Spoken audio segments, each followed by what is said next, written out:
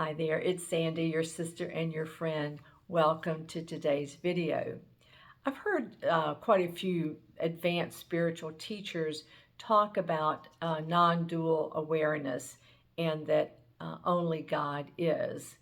And I think that the fact that there is only God and nothing else really begs the question, at least in my mind, then why does it seem that we're living in a dualistic world where everything is separated from everything else?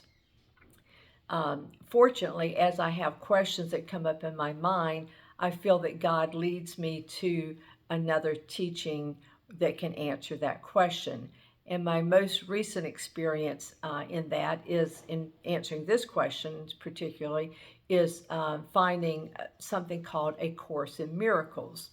And so I've been reading the text and doing the lessons in the course in what's called A Course in Miracles for about 3 months.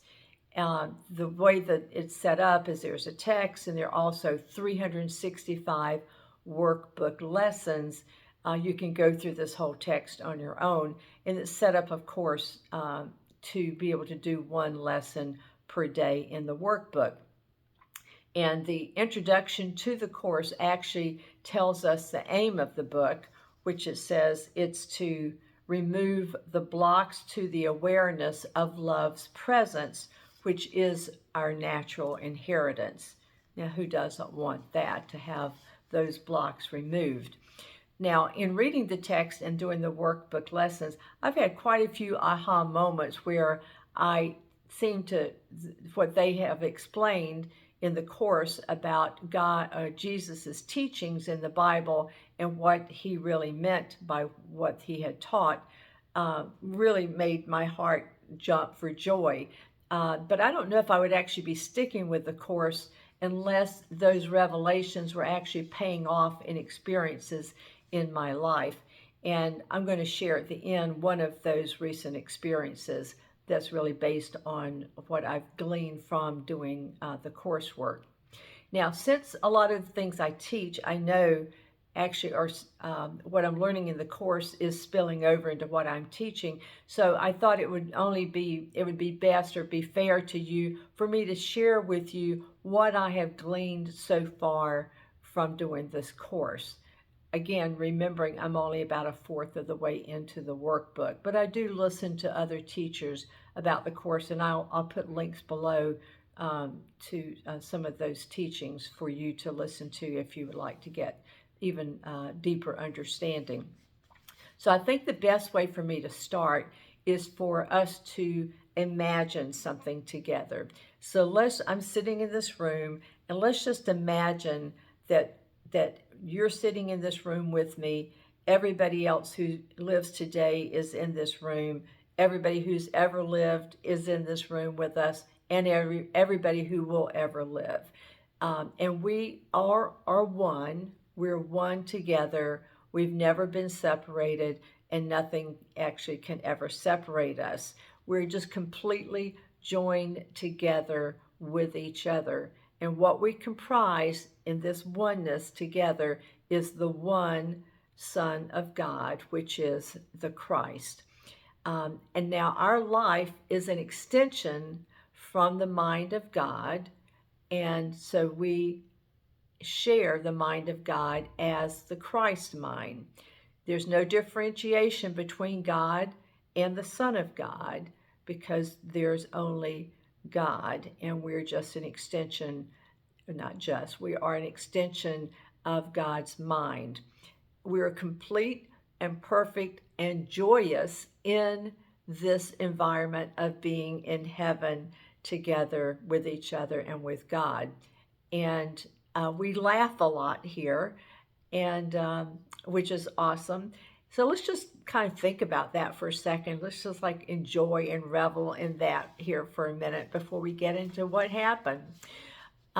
Because at some time, a very long time ago in time, the Son of God had the thought that he would be better off if he was separated from God. Now, this thought in the Course is called the tiny mad idea. It's the idea that anything could actually separate itself from its creator, from God. Now, although this happened a really long time ago in time, in reality, nothing actually happened. What happened with the Son of God is he simply fell asleep and had a dream of separation. And in the dream, we thought of ourselves as being actually a differentiated from God, because we didn't like the idea that God is number one and the Son of God is number two. In actuality, the God is number one, and that's all there is. But let's go back to the dream. In the dream, what happened is we split the Son of God's mind into three parts. So the first part was the wrong mind, called the ego, throughout the course. The right mind, called the Holy Spirit in the course. And the third part was the decision maker. And that's where we decided that that's where we come in. And as the decision maker or the judge, we invited each of the other two parts to make a case for why we should believe their idea of separation, or the tiny mad idea. So in the Course, it always says that the ego always speaks first, and it's always wrong. So the ego went in great elaborate detail about how much better off that we would be if we were doing our own thing, if we were separate, if we were individuals, and that we would just enjoy this life a whole lot more. And the ego paid attention to us and thought that we were special and separate selves, and we liked that a lot. When we turned to the Holy Spirit and asked the Spirit to defend his idea of not being separated from God, he only smiled sweetly, because he knew this was just a dream. None of it was real. So, of course, what did we do? We decided to choose the ego. And whenever we chose the ego, we chose against the Holy Spirit. And when we did that, a veil dropped down across our minds, and we actually forgot about the Holy Spirit's existence, and we couldn't hear his voice anymore. He didn't actually go anywhere, but that was a veil that was created in our minds. Now, by this time in the dream, we suffered two different amnesias. The first was we forgot that we are Son of God, never having been separated from God, impossible to be separated from God. The second amnesia is that we forgot that we're the decision maker, because we completely identified with the ego. Now, just remember, the ego is just a thought system that we made up in the dream. It's not really real.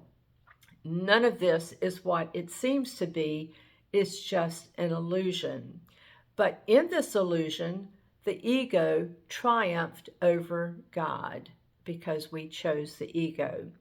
And he convinced us that we are better off being in this dream world than we would be if we returned home to heaven.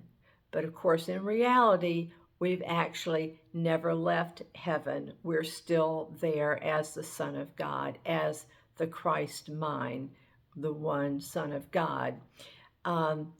Nothing has actually changed in heaven. Since this is a whole lot to take in, I'm going to stop right here with what the Course has to say about this idea of separation. But I do want to offer you this hope. The Course goes into great detail about how we end this dream, this illusion. How do we get out of this? And one of the main points of the Course is that forgiveness of our brother for believing this dream, that is the way that we get back into our right mind, how we remember who we truly are as the Son of God. When we forgive someone, we actually see them beyond the illusion that they're portraying in this world and remember who they are as the one Son of God. The Holy Spirit actually teaches us how to forgive so that we can see the light shining in every other person as the Christ light in them. And the Holy Spirit is the link for us between this dualistic world that we seem to be living in and heaven, which is where we actually have never left. So I want to conclude with an example of how this has actually paid off in my own life. It's really helping me to see the people in the world differently. So when I first began to question my Christian beliefs about 3 years ago, I had a lot of Christian friends who were afraid that I was leaving Christianity, and they honestly feared for the condition of my soul. They couldn't understand why I had so many questions about what I believed, and it was really impossible for me to explain to somebody about the questions I had if they didn't share the same questions. And some of our conversations got quite intense because I didn't really know how to convince somebody as to what I was going through. Now, one of those friends recently wrote to me to again state her concern for me and my soul. But what she didn't know was that about a week before she texted me, the Holy Spirit had brought her into my mind, and I had spent a lot of time that day thinking about all the good times that we had shared, the conversations, the laughs that we had had, my joy. I just remembered all the joyous times that we had shared, and my heart and my love for her just expanded so much in my heart. And I was just thinking so many great things. And I remembered at that time that she and I are together in heaven. Nothing has ever changed, and that brought me a great amount of joy. Now, but in the moment that I received her text, I had two voices speaking to me. So first of all, as the Course said, the ego spoke first, and the ego's message was, oh, you need to defend yourself. You need to talk about where you're going, or better yet, don't even respond at all, because you don't have to defend yourself to somebody who doesn't understand your very elevated spiritual path. So, fortunately, the Holy Spirit also was speaking to me, and the Holy Spirit's message was, this is a call to love. This is a call to demonstrate to yourself that you actually see her as the Son of God. This is an opportunity for you to show what you believe and to demonstrate that to yourself. So how I responded to my friend was just how much I love her and how glad I am that she's in my life. And I could just feel my love for her even expand even more. Now, I find that I'm using this mindset to interpret all kinds of things that are going on in this world. There are wars going on. People are being hurt in such terrible, horrible ways. But I don't think things are as they seem to be. So I just constantly need to remind myself that this world is an illusion. It's a dream world made up by the ego. I'm not to say that things aren't happening, but I am to say they're not what they appear to be. When I see them through the eyes of the Holy Spirit, when I see anybody who's, you might say, misbehaving through the eyes of the Holy Spirit, I can see them through the behavior that they're exhibiting, and I can actually see beyond that and see the light of Christ in their eyes. And when I do this, I truly believe that what I'm doing is I'm seeing them as who they truly are, and I'm sending that vibration to them, and that gives them the opportunity to wake up a little bit enough to have the Holy Spirit lift the veil, and that they can see that they can make a different choice in their lives. So I want to close today by sharing what the workbook lesson that I was in for today, it gives you usually a couple of things for you to remind yourself of. Speak these things to yourself throughout the day. I just thought it was interesting as to what today's lesson was. It's this. It says, "Let me be still and listen to the truth. I am the messenger of God today. My voice is His to give what I receive." So I'm giving to you, my friend, what I have received.